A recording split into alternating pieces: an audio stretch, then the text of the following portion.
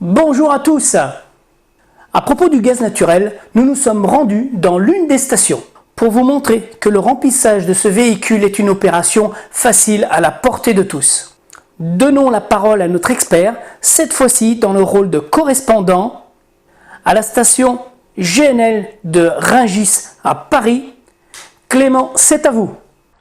Alors aujourd'hui, nous sommes à Rungis, sur une des toutes dernières stations GNLC construites en France, une station publique sans opérateur. Nous allons montrer comment on fait un plein d'un véhicule Stralis GNLC, plein de GNL et plein de GNC. Et nous allons voir également les opérations que nous devons faire avant de livrer un véhicule GNLC à un client. Pour cela, je ne suis pas tout seul. À côté de moi, Jérémy, notre conducteur, Michel, notre technicien, et Timothée, le technicien de NJ, responsable de la station ici à Rungis. Pour le premier remplissage du véhicule, il y a une étape très importante. Comment doivent-ils l'effectuer et pourquoi c'est une étape très importante? Dans la préparation du véhicule, vous aurez à faire le premier plein.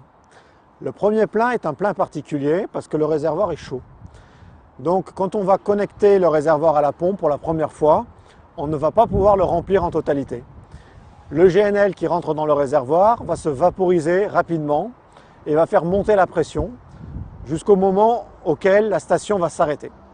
Le but du jeu ici est de réussir à mettre 20 kg dans le réservoir. Une fois que les 20 kg sont mis, vous allez pouvoir rouler avec le camion. Vous devrez faire une trentaine de kilomètres, ce qui va permettre la descente en température du réservoir. Les vapeurs de gaz en excès vont être consommées par le moteur. Le GNL va pouvoir se balader dans le réservoir et bien le refroidir. Et en retournant à la station, vous allez ensuite pouvoir faire un plein complet du réservoir. Et surtout, vous allez pouvoir fournir au client un véhicule dont le réservoir est déjà à basse température. Cette opération-là va vous permettre également deux autres choses. Elle va vous permettre de vérifier qu'il n'y a pas de fuite au niveau du réservoir. Il va vous permettre de vérifier également que le réservoir, la sonde de niveau du réservoir est bien connectée au tableau de bord et qu'on a bien un affichage de niveau sur la jauge au tableau de bord. Vous allez aussi pouvoir vérifier que le véhicule démarre bien sur le GNL puisque ce sera la première fois qu'il va démarrer avec le carburant GNL. Évidemment, il ne faudra pas oublier, une fois le plein fait, d'ouvrir la vanne rouge qui est fermée et qui ne sera plus jamais refermée, qui permet d'alimenter le moteur en gaz. Nous allons voir maintenant ces opérations avec Michel qui va nous montrer la détection de fuite. Ok, donc une fois que on a fait le premier plein de 20 kg, il faut ouvrir la vanne rouge. Donc voilà Michel qui ouvre la vanne. Et une fois la vanne ouverte, il va utiliser de l'eau et du savon, le fameux 1000 bulles, pour aller vérifier que les raccords sont bien étanches et qu'on n'a pas de perte qui serait détectée par la présence des bulles. Voilà. Dans le cas présent, ça ne mousse pas, ça ne fait pas de bulles. Nous avons donc un réservoir qui est étanche et un véhicule qui va pouvoir être donné au client sans le moindre risque. Alors maintenant, nous allons faire le premier démarrage du véhicule avec le carburant GNL. Donc il faut positionner le switch sur la position GNL. Et maintenant, nous allons pouvoir démarrer le moteur. Le véhicule démarre, tout fonctionne bien. Cette étape est terminée.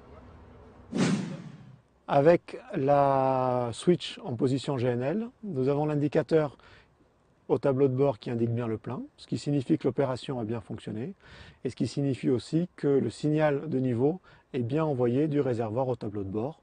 Tout fonctionne correctement, le véhicule peut être livré. Nous sommes prêts pour le remplissage. Il existe une série d'instructions simples à suivre parce que la sécurité des conducteurs est prioritaire. Clément va nous montrer ce qu'il faut faire et ne pas faire à la station-service lors du ravitaillement d'un véhicule au gaz naturel.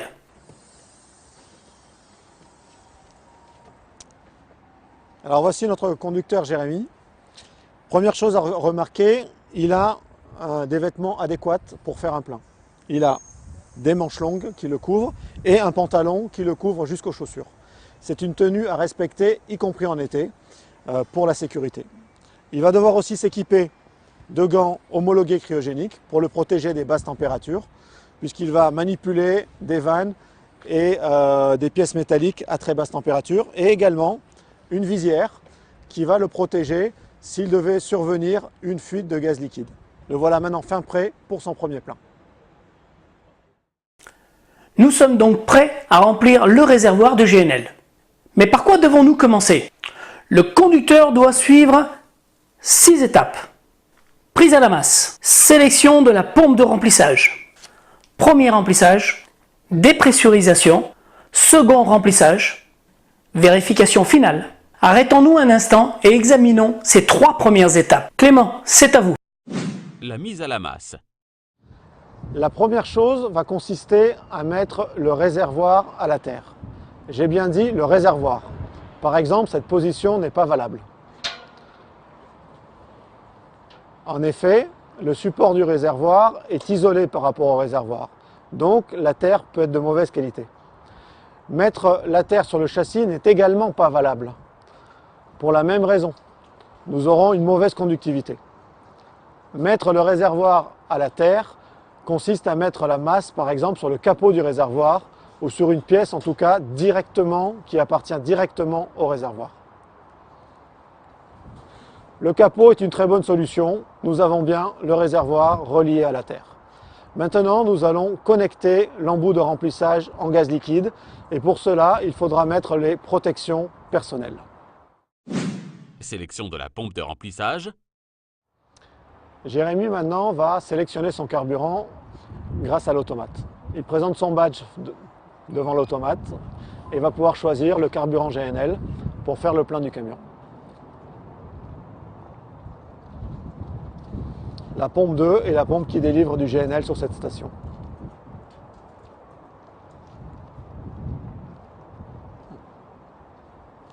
En sélectionnant le ticket, nous pourrons savoir à la fin du plein les quantités de gaz qui auront été livrées dans le camion.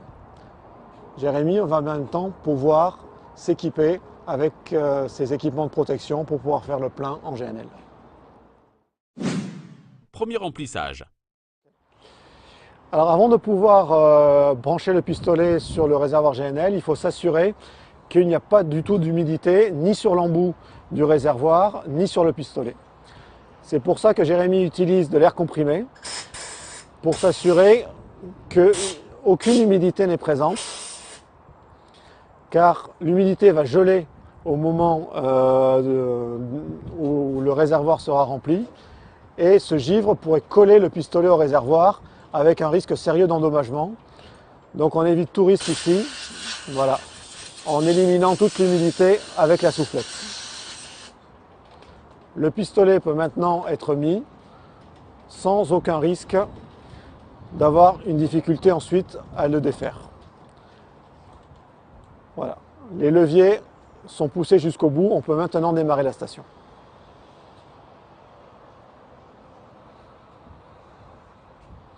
La station ne va jamais démarrer immédiatement puisqu'il y a toujours un temps de mise en froid nécessaire pour la pompe avant qu'elle puisse délivrer du GNL. Bien, voyons maintenant comment ces 3 dernières étapes me permettent de terminer le remplissage de GNL.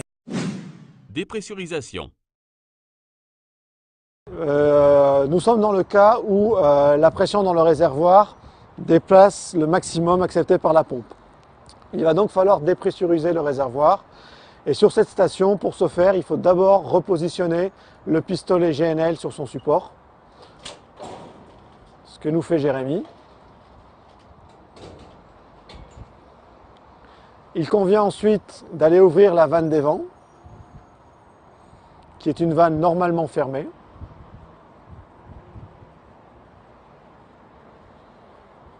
Cette vanne doit être ouverte complètement et refermée d'un quart de tour.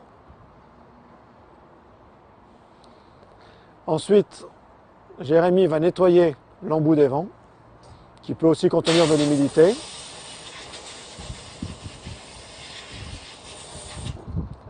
Et positionner le tube des vents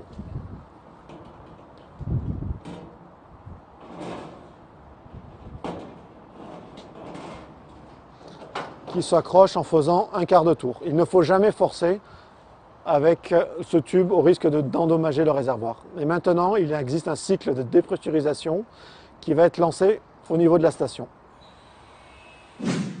La dépressurisation est terminée. Jérémy va donc débrancher en douceur le tube des vents, le remet en position sur la station, puis referme la vanne des vents, car le clapet des vents n'est pas garanti étanche. Il faut donc refermer la vanne manuellement à chaque fois que l'on a utilisé le clapet. Il va pouvoir maintenant reprendre le plein de son réservoir et le terminer. Second remplissage. Donc nous allons voir maintenant Jérémy qui fait le plein. La première opération à faire pour lui, c'est de nettoyer à la fois l'embout sur le réservoir et le pistolet. Il est très important d'éliminer toute présence d'humidité parce que l'humidité viendrait à se transformer en glace au moment du plein et la glace pourrait endommager le pistolet et l'embout du réservoir, les deux pouvant rester collés. Donc il va maintenant nettoyer de manière efficace à l'air comprimé le pistolet de la station, connecter le pistolet au réservoir et il va pouvoir lancer la station. Il faut aller bien à fond avec le pistolet et maintenant la station démarre, sachant qu'il y a toujours un petit temps d'attente qui correspond au temps de mise en froid des systèmes GNL de la station. Ce temps peut être plus ou moins long en fonction du débit. Plus il y a de camions qui passent sur une station et plus c'est rapide, moins il y a de camions, plus le temps de mise en froid est long. Nous voyons ici le fonctionnement du bouton dit homme mort qui est là pour vérifier que l'opérateur est bien présent et peut réagir en cas de dysfonctionnement. Donc toutes les 45 secondes, il va devoir appuyer sur le bouton vert pour signaler sa présence. Et la station lui demande cette action par le bip que l'on entend dans la vidéo.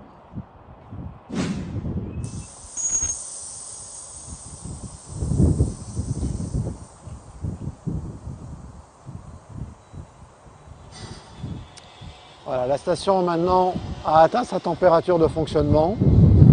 La pompe démarre et le réservoir se remplit.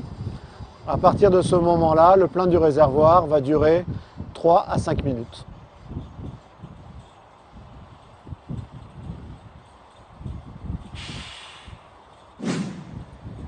La fumée que l'on voit, en fait, c'est tout simplement l'humidité de l'air qui condense et qui se transforme en brouillard au contact des tubes qui sont très froids puisque maintenant du GNL est en train de circuler à l'intérieur des tubes et le réservoir se remplit.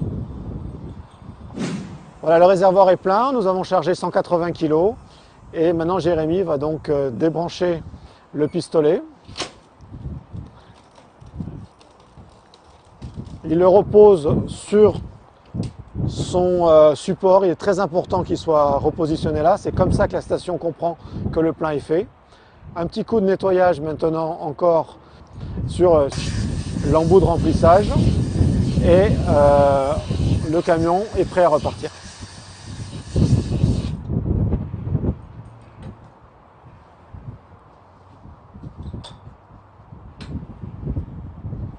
On repositionne la masse. Il est à noter que le camion ne peut pas rouler tant que le capot n'est pas remis en position, puisqu'il existe une sécurité anti-démarrage. Seulement maintenant, on peut redémarrer le moteur. Tu rentres la soufflette ?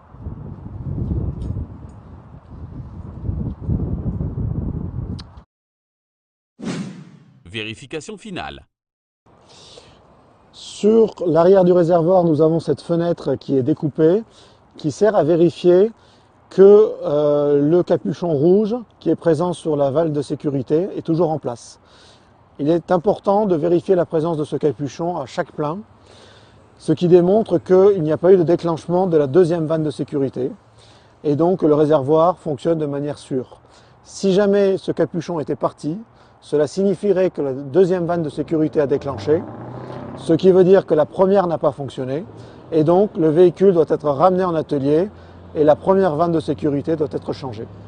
Donc c'est une bonne pratique à la fin de chaque plein de vérifier que le capuchon est toujours bien en place. Bien, nous savons maintenant comment bien remplir un réservoir GNL. Mais comment remplir un réservoir GNC? Clément nous a préparé une petite démonstration. Nous allons voir maintenant Jérémy faire le plein en gaz naturel comprimé. Comme pour le GNL, il va présenter le badge à la machine et choisir la pompe qui délivre du gaz naturel comprimé. À la différence du GNL, le plein en gaz naturel comprimé ne nécessite aucune formation de sécurité ni aucune protection. C'est une opération extrêmement simple. Jérémy a juste besoin de placer le pistolet au niveau de l'embout de remplissage. Il enlève le capuchon. Ce sont des embouts qui sont normalisés. Une fois que le pistolet est en place et inséré à fond, il faut faire un demi-tour avec le robinet bleu et lancer la pompe en appuyant sur le bouton et rester appuyé tout le temps de l'érogation. Il se peut que la pompe s'arrête un moment et redémarre. Ceci est tout à fait normal. Il n'y a qu'au moment où la station affichera le mot « end » ou « fin » que le plein sera considéré terminé. Sur nos véhicules Stralis, nous disposons d'un manomètre qui permet de vérifier la montée de la pression au moment du plein et de s'assurer que le plein a été fait jusqu'au bout quand la station s'est arrêtée. Nous allons voir ici que la station va monter progressivement jusqu'à 200 bars. La gradation 20 au niveau du manomètre. Comme pour le GNL, le GNC est vendu au kilo.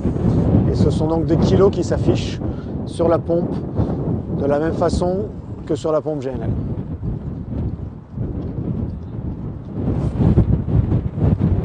Voici, la station a affiché End, le plein est complet.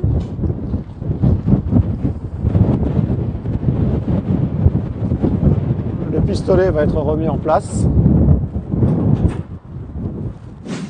Nous avons bien 200 bars de pression, donc la station a bien fait son travail.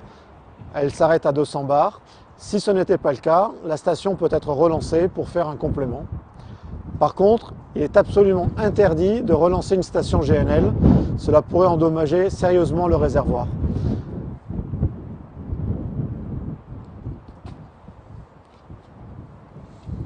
Jérémy referme le coffre. Il existe ici aussi une sécurité. Quand le coffre est ouvert, le véhicule ne peut pas démarrer. Voici, les deux pleins du réservoir sont faits. Jérémy peut reprendre la route. Ok, c'est tout pour Paris. Timothée, le responsable de la station de Rungis à Paris, va encore vous donner quelques conseils. Puis Clément va rendre l'antenne et on se retrouve juste après. Les stations VNLC, comme la station Engie située à Rungis, permettent l'avitaillement de véhicules à la fois en GNL et en GNC. Donc on trouve les deux bornes. Ces stations sont équipées d'un réservoir de stockage GNL, ce qui leur permet de ne pas être raccordées au réseau de gaz et de pouvoir être installées partout. Concernant l'utilisation de la borne GNL, il est très important de bien porter ces EPI, ces équipements de protection individuelle, et notamment les gants de protection cryogénique ainsi que la visière faciale. D'autre part, il est primordial pour les conducteurs d'avoir été formés par les opérateurs de la station et de bien suivre les procédures de plein afin que tout se passe bien. J'ajouterai que les conducteurs doivent toujours avoir en tête le numéro d'urgence à appeler en cas de panne ou d'incident pour prévenir l'opérateur de la station et qu'un technicien puisse intervenir rapidement sur place. Nous sommes donc arrivés à la conclusion de cette séquence de formation. Vous avez pu comprendre qu'il est important que les conducteurs soient formés pour leur sécurité, mais aussi formés pour tirer le meilleur de la station pour que les pleins puissent se faire le plus rapidement possible. Je vous salue et je vous dis à bientôt pour la suite de notre formation. Merci à toute l'équipe Iveco. N'oubliez pas de cliquer juste là en dessous pour vous abonner à la chaîne. Et un petit pouce vers le haut, ça fait toujours plaisir. À très bientôt pour de nouvelles vidéos et d'ici là, bonne route!